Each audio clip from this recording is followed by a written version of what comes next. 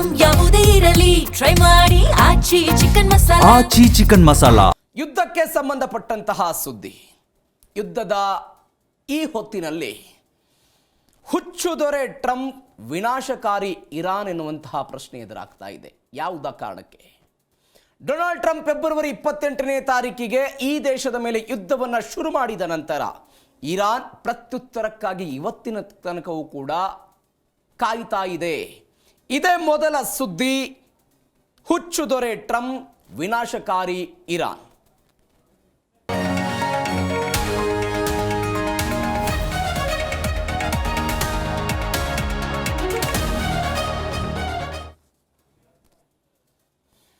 Iran, Israel ಮತ್ತು America ನಡುವೆ ಯುದ್ಧ ಶುರುವಾಗಿ ಭರ್ಜರಿ 1.5 ತಿಂಗಳಾಗ್ತಾ ಬಂತು.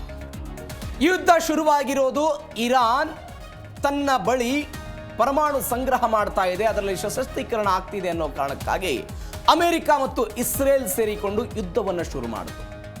ಈ ಯುದ್ಧದ ಕಾರಣಕ್ಕಾಗಿ ಟ್ರಂಪ್ ಅವರನ್ನ ಜಗತ್ತಿನಾದ್ಯಂತ ಹುಚ್ಚು ದೊರೆ ಅಂತ ಕರೆಯಲಾಗ್ತಿದೆ. ಒಂದು ಕಡೆ ಅಂಥದ್ದೊಂದು ಆರೋಪ ಅಥವಾ ಟೀಕೆ ಟಿಪ್ಪಣಿಗಳು, ಮತ್ತೊಂದು ಕಡೆ ಚರ್ಚೆ ಆಗ್ತಾ ಇರುವಂತಹ ವಿಚಾರ, ಇವತ್ತಿನ ಮಟ್ಟಿಗೆ ಟ್ರಂಪ್ ಅವರ ನಿರ್ಧಾರ ಜಾಗತಿಕವಾಗಿ ಕಂಟಕ ಅಂತ ಅನಿಸಿದ್ರು ಕೂಡ ಮುಂದಿನ ಕೆಲವು ವರ್ಷಗಳ ನಂತರ ಇದರ ಪ್ರಯೋಜನ ಆಗಬಹುದು ಅನ್ನುವಂಥ ಲೆಕ್ಕಾಚಾರ. ಯಾವ ಕಾರಣಕ್ಕೆ? ಇರಾನ್ ಒಂದು ವೇಳೆ ಅಣ್ವಸ್ತ್ರವನ್ನು ಹೊಂದಿದ್ರೆ ಮಧ್ಯಪ್ರಾಚ್ಯದ ರಾಷ್ಟ್ರಗಳ ಕಥೆ ಏನಾಗ್ತಾ ಇತ್ತು, ಇಸ್ರೇಲ್ನ ಕಥೆ ಏನಾಗ್ತಾ ಇತ್ತು ಎನ್ನುವಂತಹ ಚರ್ಚೆಗಳು ಕೂಡ ಆಗ್ತಾ ಇದೆ.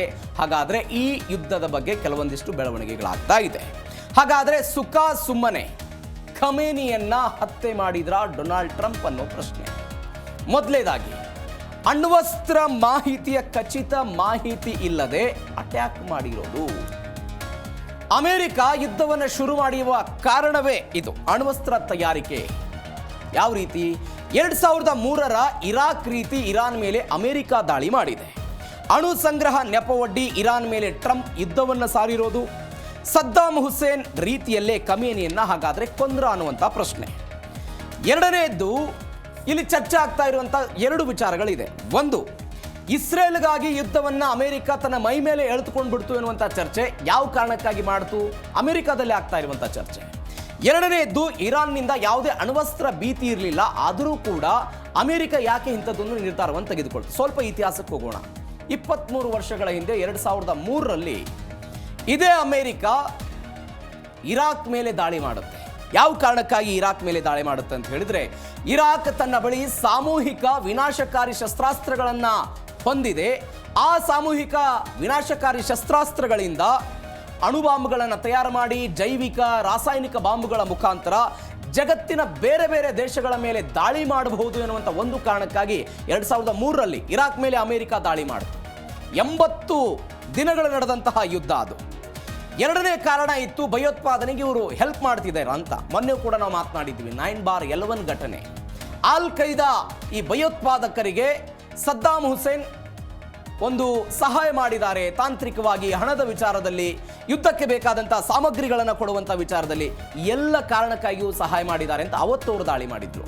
ಇವತ್ತು ಕೂಡ ಇರಾನ್ ಮೇಲೆ ದಾಳಿ ಮಾಡಿದಿರೋಕ್ಕೆ ಕಾರಣ ಅವರು ಅಣ್ವಸ್ತ್ರವಾಗಿ ಸಶಕ್ತೀಕರಣ ಆಗ್ತಿದ್ದಾರೆ ಅಂತ.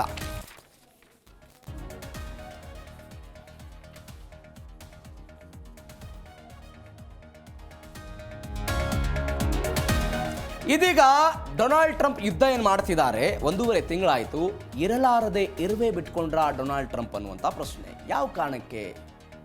ಯಾವ ಕಾರಣಕ್ಕಿಂತ ಪ್ರಶ್ನೆ ಬರುತ್ತೆ ಅಂತ ಹೇಳಿದ್ರೆ, ಇರಾನ್ ವಿರುದ್ಧ ಸುಲಭದ ಗೆಲುವಿನ ನಿರೀಕ್ಷೆ ಹುಸಿ ಆಗ್ಬಿಡ್ತೀವಿ.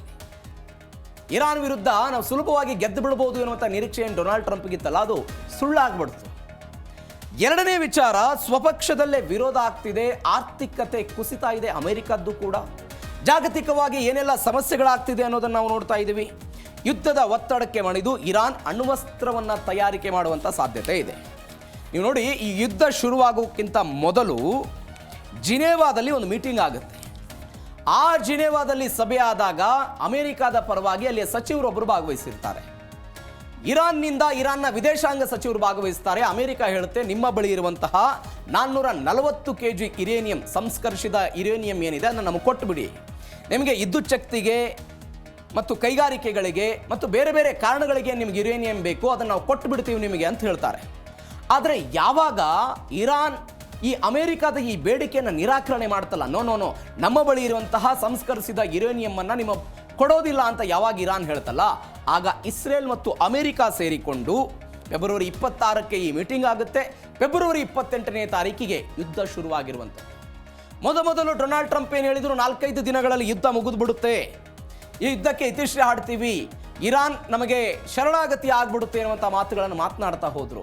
ಆದರೆ ಗಮನಿಸಬೇಕಾದ ಸಂಗತಿ ಅಂತ ಹೇಳಿದ್ರೆ, ಇರಾನ್ ಬಳಿ ಇರುವಂಥ IRGC, ಇರಾನ್ ಬಳಿ ಇರುವಂತಹ ಬೇರೆ ಬೇರೆ ತುಕಡಿಗಳು ಅಮೆರಿಕದ ಮೇಲೆ ದಾಳಿ ಮಾಡಿದ್ದು, ಅಮೆರಿಕದ ಶಕ್ತಿಶಾಲಿ F-35 ಅನ್ನುವಂಥ ಯುದ್ಧ ವಿಮಾನಗಳನ್ನು ಹೊಡೆದುರುಳಿಸುವ ಪ್ರಯತ್ನವನ್ನು ಮಾಡಿದರು. ಯಾವುದ್ರ ಮುಖಾಂತರ? ಅವರ ಬಳಿ ಇರುವಂಥ ಚಿಕ್ಕ ಚಿಕ್ಕ ಡ್ರೋನ್ಗಳ ಮುಖಾಂತರ ಅಮೆರಿಕ ಮತ್ತು ಇಸ್ರೇಲ್ ಮೇಲೆ ದಾಳಿ ಮಾಡಿದ್ದನ್ನು ನಾವು ಗಮನಿಸಿದ್ದೀವಿ.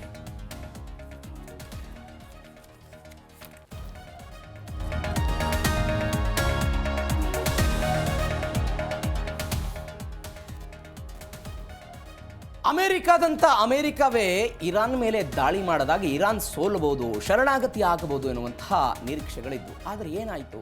ಇರಾನ್ ಪ್ರೋ ಆಕ್ಟಿವ್ ಆಯಿತು. ಇರಾನ್ ಅಮೆರಿಕದ ವಿರುದ್ಧ ಸೆಟೆದು ನಿಂತು. ಯಾವ ಕಾರಣಕ್ಕಾಗಿ? ಬಂಡಕೋರ ಸಂಘಟನೆಗಳಾದ ಹಮಾಸ್, ಲೆಬನಾನ್, ಹಿಜ್ಬುಲ್ಲಾ ಇವರೆಲ್ಲರೂ ಕೂಡ ಯಾರ ಜೊತೆಗಿದ್ದಾರೆ? ಇರಾನ್ನ ಜೊತೆಗಿರೋದು.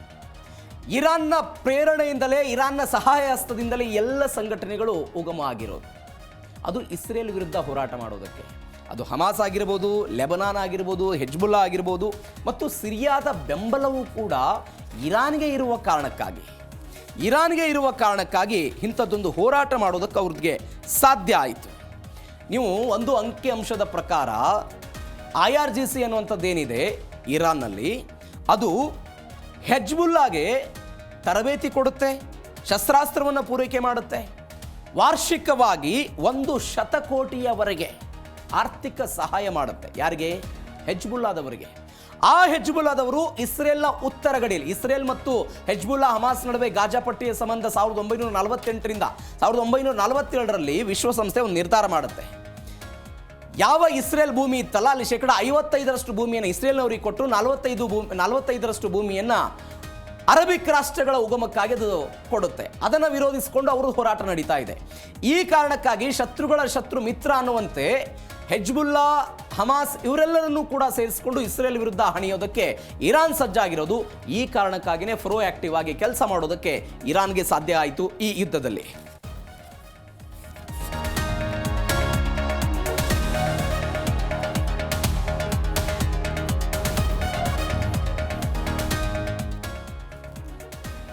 ಹಾಗಾದರೆ ಇರಾನ್ ಮೇಲೆ ಡೊನಾಲ್ಡ್ ಟ್ರಂಪ್ಗೆ ಮುನಿಸ್ ಯಾಕು ಅನ್ನೋ ಪ್ರಶ್ನೆ ಬರುತ್ತೆ. ಯಾವ ಕಾರಣಕ್ಕಾಗಿ?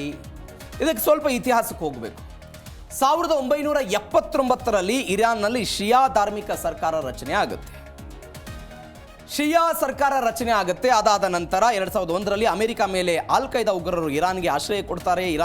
ಇರಾಕಿಗೆ ಹೋಗೋದಕ್ಕೆ ಅವರು ಅವಕಾಶವನ್ನು ಕೊಡ್ತಾರೆ. ಸ್ವಲ್ಪ ಹಿಂದಕ್ಕೆ ಹೋಗೋಣ. ನಾವು ಮೊನ್ನೆ ಕೂಡ ಇದ್ರ ಬಗ್ಗೆ ಮಾತನಾಡಿದ್ವಿ.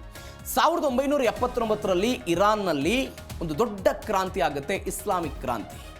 ಪಹಲ್ಲವಿ ಎನ್ನುವಂಥ ರಾಜವಂಶಸ್ಥರು ಆ ದೇಶವನ್ನು ಆಳ್ತಾ ಇರ್ತಾರೆ. ಇವತ್ತೇನು ಖಮೇನಿ ಅವರನ್ನು ಹೊಡೆದಿದ್ದಾರೆ, ಆ ಖಮೇನಿ ಆ ಸರ್ಕಾರದ ವಿರುದ್ಧ, ಆ ರಾಜವಂಶದ ವಿರುದ್ಧ ದೊಡ್ಡ ಮಟ್ಟದ ಪ್ರತಿಭಟನೆ ಮಾಡ್ತಾರೆ. ಯಾವ್ಯಾವ ಕಾರಣಕ್ಕೆ? ಮಹಿಳೆಯರಿಗೆ ಶಿಕ್ಷಣ ಕೊಟ್ಟಿದ್ದಕ್ಕೆ, ಕೈಗಾರಿಕಾ ನೀತಿಯನ್ನು ತೆಗೆದುಕೊಂಡು ಬಂದಿದ್ದಕ್ಕೆ, ಈ ಎಲ್ಲ ಕಾರಣಗಳಿಗಾಗಿಯೂ ಕೂಡ ದೊಡ್ಡ ಮಟ್ಟದ ಪ್ರತಿಭಟನೆಗಳಾಗಿ ಪಹಲ್ಲವಿ ರಾಜವಂಶ ಕೊನೆಗೊಳ್ಳುತ್ತೆ. ಇದಕ್ಕೊಂದು ಕಾರಣ ಇದೆ. ಅಮೆರಿಕದ ಪರವಾಗಿ ಪಹಲ್ವಿ ರಾಜವಂಶ ಇತ್ತು. ಶೀತಲ ಸಮರದ ಸಮಯದಲ್ಲಿ ಇರಾಕ್ ಸೋವಿಯತ್ ಒಕ್ಕೂಟದ ಪರವಾಗಿರುತ್ತೆ.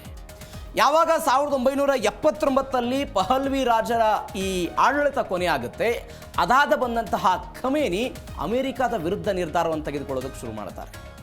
ಅಮೆರಿಕದ ವಿರುದ್ಧ ನಿರ್ಧಾರವನ್ನು ತೆಗೆದುಕೊಳ್ಳೋದಕ್ಕೆ ಶುರುವಾದ ಮೇಲೆ ಅಮೆರಿಕಕ್ಕೆ ಅನಿಸುತ್ತೆ, ನನ್ನದೇ ಆದಂಥ ಒಂದು ಮಿತ್ರ ರಾಷ್ಟ್ರ ನನ್ನಿಂದ ಕೈ ತಪ್ಪಿ ಹೋಗ್ಬಿಡ್ತು ಅಂತ. ಹೀಗಾಗಿ ಇರಾನ್ ಮೇಲೆಯೂ ಕೂಡ ದ್ವೇಷ ಅವತ್ತಿನಿಂದ ಶುರುವಾಗ್ಬಿಡುತ್ತೆ. ಇದರ ಜೊತೆಗೆ 1980ರಲ್ಲಿ ಏನಾಗುತ್ತೆ, ಸದ್ದಾಮ್ ಹುಸೇನ್ ಇರಾನ್ ವಿರುದ್ಧ ಒಂದು ಯುದ್ಧವನ್ನು ಸಾರ್ತಾರೆ. ಆ ಯುದ್ಧ ಇರಾನ್ ಮತ್ತು ಇರಾಕ್ ನಡುವೆ ನಡೆಯುತ್ತೆ. ಇದನ್ನು ಬಳಕೆ ಮಾಡಿಕೊಂಡಂತಹ ಅಮೆರಿಕ, ಇವತ್ತಾದರೂ ನಾವು ಅವರನ್ನು ಹೊಡಿಬಹುದು ಅಂತ 1980ರಲ್ಲಿ ಯಾವ ಸದ್ದಾಮ್ ಹುಸೇನ್ ಅಮೆರಿಕದ ವಿರೋಧಿಯಾಗಿದ್ರೋ ಅದೇ ಸದ್ದಾಮ್ ಹುಸೇನಿಗೆ ತಾಂತ್ರಿಕವಾಗಿ ಹಣಕಾಸಿನ ವಿಚಾರದಲ್ಲಿ ಎಲ್ಲವನ್ನ ಕೊಟ್ಟು ಇರಾಕನ್ನು ಬಗ್ಬಡಿಬೇಕು ಅಂತ ಹೇಳ್ತಾರೆ. ಗಮನಿಸಬೇಕಾದ ಸಂಗತಿ ಅಂತ ಹೇಳಿದ್ರೆ 1980ರ ಈ ಇರಾಕ್ ಮತ್ತು ಇರಾನ್ ಯುದ್ಧದಲ್ಲಿ ಇರಾಕ್ ಗೆಲ್ಲುತ್ತೆ, ಇರಾನ್ ಸೋಲುತ್ತೆ.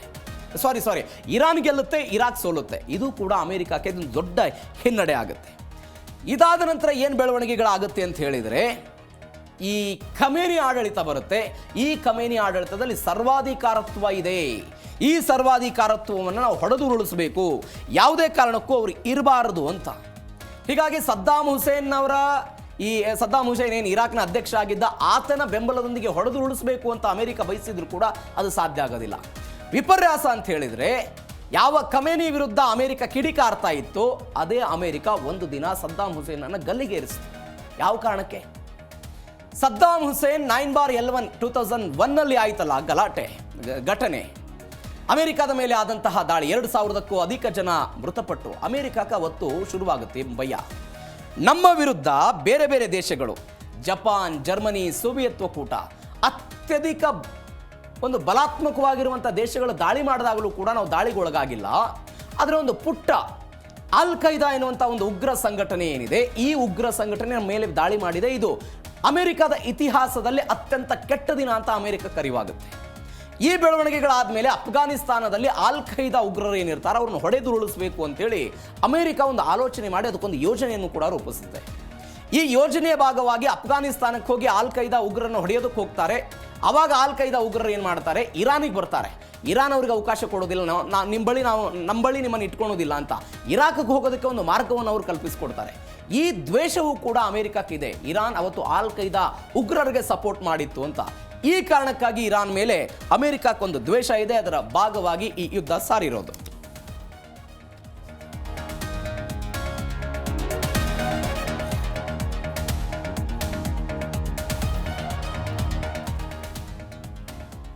ಇದೆಲ್ಲ ಬೆಳವಣಿಗೆಗಳಾಯಿತು, ಯುದ್ಧ ನಡೀತಾ ಇದೆ. ಯುದ್ಧದ ಬಗ್ಗೆ ಟೀಕೆ, ಟಿಪ್ಪಣಿಗಳು, ತೈಲ ದರದಲ್ಲಿ ಏರಿಕೆ ಇತ್ಯಾದಿ ಎಲ್ಲವೂ ಕೂಡ ಆಗಿದೆ. ಆದರೆ ಈ ಯುದ್ಧದ ಹಿಂದೆ ಟ್ರಂಪ್ ಅವರ ಸದುದ್ದೇಶ ಇದೆಯಾ ಅನ್ನುವಂತಹ ಪ್ರಶ್ನೆ ಇದೆ. ಸದುದ್ದೇಶ ಇದೆಯಾ? ಏನು ಸದುದ್ದೇಶ? ಇರಾನ್ನ ಅಣ್ವಸ್ತ್ರ ಸಾಮರ್ಥ್ಯ ಕುಗ್ಗಿಸುವ ತಂತ್ರ. ಇರಾನ್ನ ಬಳಿ ನಾವೇನು ಹೇಳ್ತಾ ಇದ್ದೀವಿ, 440 kg ಯುರೇನಿಯಂ ಇದೆ ಸಂಸ್ಕರಿಸಿದ್ದು. ಅದರಿಂದ ಕನಿಷ್ಠ ಜಾಗತಿಕವಾಗಿ 50ಕ್ಕಿಂತ ಅಧಿಕ ದೇಶಗಳು ವಿದ್ಯುತ್ ಉತ್ಪಾದನೆಗಾಗಿ, ಅದು ಮೂಲಸೌಕರ್ಯಗಳ ದೃಷ್ಟಿಯಿಂದ, ಬೇರೆ ಬೇರೆ ಕಾರಣಗಳಿಗಾಗಿ ಅಣುಶಕ್ತಿಯನ್ನು 3ರಿಂದ 5% ಹೊಂದಿವೆ. ಅಷ್ಟು ಸಾಕು, ಎನಫ್. ಆದರೆ ಯುರೇನಿಯಂ ಅನ್ನೋದು ಏನಿದೆ, ಇರಾನ್ ಬಳಿ 440 kgಗಿಂತಲೂ ಅಧಿಕ ಇದೆ. ಈ 440 kgಗಿಂತಲೂ ಕೂಡ ಅಧಿಕ ಇರುವಂಥ ಯುರೇನಿಯಂನಿಂದ ಇರಾನ್ ಕನಿಷ್ಠವಾಗಿ 10 ಅಣುಬಾಂಬ್ಗಳನ್ನು ತಯಾರು ಮಾಡಬಹುದು. 10 ಅಣುಬಾಂಬ್ಗಳನ್ನು ತಯಾರು ಮಾಡ್ಬೋದು. ಯಾವ ಮಧ್ಯಪ್ರಾಚ್ಯ ಅಂತ ನಾವು ಕರಿತೀವಿ, ಆ ಮಧ್ಯಪ್ರಾಚ್ಯದ ಎಲ್ಲ ದೇಶಗಳು ಅಮೆರಿಕದ ಸ್ನೇಹಿತರಾಗಿದ್ದಾರೆ. ಪಕ್ಕದ ಇಸ್ರೇಲನ್ನು ಕಂಡ್ರೆ ಇರಾನಿಗೆ ಆಗ್ಬರೋದಿಲ್ಲ. ಇಸ್ರೇಲ್ನ ನಾಯಕರು ಎಲ್ಲರೂ ಕೂಡ ಹೇಳ್ತಾರೆ, ಇಸ್ರೇಲನ್ನು ಪ್ರಪಂಚದ ಭೂಪಟದಿಂದ ತೆಗೆದು ಹಾಕೋದೇ ನಮ್ಮ ಇರಾನ್ನ ಗುರಿ ಅಂತ ಅನೇಕ ನಾಯಕರು ಮಾತನಾಡಿದ್ದನ್ನು ನಾವು ಗಮನಿಸಿದ್ದೀವಿ. ಒಂದು ವೇಳೆ ಅಣ್ವಸ್ತ್ರವನ್ನು ಇರಾನ್ ಹೊಂದಿಬಿಟ್ರೆ, ಪಾಕಿಸ್ತಾನದ ಬಳಿ ನಮ್ಮ ಬಳಿ ಇದೆ ಅಂತ ಹೇಳ್ತಾರೆ. ಭಾರತದ ಮೇಲೆ ನಾವು ಸ್ಫೋಟ ಮಾಡಿ, ನಾವು ಆಪರೇಷನ್ ಸಿಂಧೂರ್ ಆದಾಗ ಪಾಕಿಸ್ತಾನದವ್ರು ಹೇಳ್ತಾ ಇದ್ರು, ಭಾರತದ ಮೇಲೆ ಆ ಧೈರ್ಯವನ್ನು ತೋರಿಸೋ ಸಾಮರ್ಥ್ಯ ಇದೆಯಾ? ಜಾಗತಿಕವಾಗಿ ಕೇವಲ 9 ದೇಶಗಳ ಬಳಿ ಇದೆ. ನಮ್ಮಲ್ಲಿ ಒಂದು ಪ್ರಶ್ನೆ ಇದೆ, 9 ದೇಶಗಳ ಬಳಿ ಇದೆ, 10ನೇ ದೇಶ ಆದರೂ ಇರಾನ್ ಬಳಿ ಇದ್ರೆ ಏನನ್ನುವಂಥ ಪ್ರಶ್ನೆ ಇದ್ದಾಗಲೂ ಕೂಡ, ಬಟ್ ಇರಾನ್ ಇದನ್ನು ಹೇಗೆ ಬಳಕೆ ಮಾಡಿಕೊಳ್ತಾ ಇತ್ತು? ಒಂದು ವೇಳೆ ಇರಾನ್ ಬಳಿ ಇರುವಂತಹ ಅಣ್ವಸ್ತ್ರ ಹಿಜ್ಬುಲ್ಲಾ, ಹಮಾಸ್, ಲೆಬನಾನ್ ಈ ಉಗ್ರ ಸಂಘಟನೆಗಳೇನಿದೆ ಅವರ ಕೈಗೆ ಸಿಕ್ಕಿಬಿಟ್ರೆ ಜಾಗತಿಕವಾಗಿ ಏನಾಗಬಹುದು ಎನ್ನುವಂತಹ ಪ್ರಶ್ನೆಗಳು ಸಹಜವಾಗಿದ್ದೇ ಇರುತ್ತೆ. ಈ ಕಾರಣಕ್ಕಾಗಿ ಇಸ್ರೇಲ್ ಕೂಡ ಇದನ್ನು ಅನೇಕ ದಶಕಗಳಿಂದ ವಿರೋಧ ಮಾಡ್ಕೊಳ್ತಾ ಬರ್ತಾ ಇದೆ. ಈ ದಶಕಗಳ ವಿರೋಧ ಫೆಬ್ರವರಿ 28ಕ್ಕೆ ಕಾದು ಕೂತಿತ್ತು. ಇದರ ಭಾಗವಾಗಿ ಇಂಥದ್ದೊಂದು ದಾಳಿ ಮಾಡಿದ್ದಾರೆ. ಈ ದಾಳಿಯಿಂದ ಮುಂದೆ ಪ್ರಯೋಜನ ಆಗುತ್ತಾ? ಇವೆಲ್ಲವೂ ಕೂಡ ಸದ್ಯಕ್ಕಿರುವಂತಹ ಪ್ರಶ್ನೆ.